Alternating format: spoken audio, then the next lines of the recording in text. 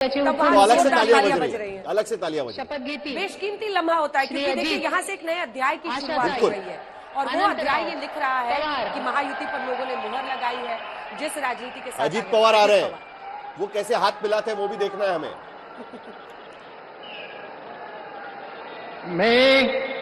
मी अजित आशाताई अनंतराव पवार गांभीर्यपूर्वक प्रतिज्ञा करतो की कायद्याद्वारे स्थापित झाले आहे अशा भारताच्या संविधानाबद्दल मी खरी श्रद्धा व निष्ठा बाळगीन। मी भारताची सार्वभौमता व एकात्मता उन्नत राखीन। मी महाराष्ट्र राज्याचा उपमुख्यमंत्री म्हणून माझी कामे निष्ठापूर्वक व विवेक बुद्धीने पार पाडीन आणि संविधान व कायदा यानुसार सर्व तऱ्हेच्या लोकांना मी निर्भयपणे व निपक्षपातीपणे तसेच कोणाच्याही विषयी महत्वभाव किंवा आकस न बाळगता न्याय वागणूक देईन।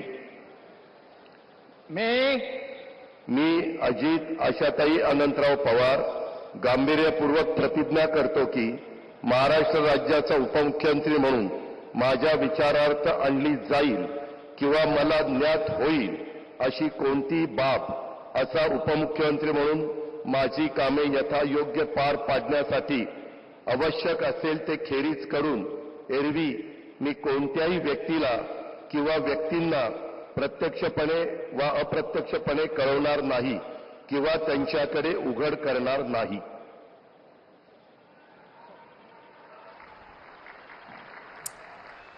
5 बार डिप्टी सीएम रह चुके हैं, छठवीं बार बन रहे हैं और एनसीपी अध्यक्ष शरद पवार के भतीजे और अब अपना एनसीपी अपने हाथ में लेने वाले। एनसीपी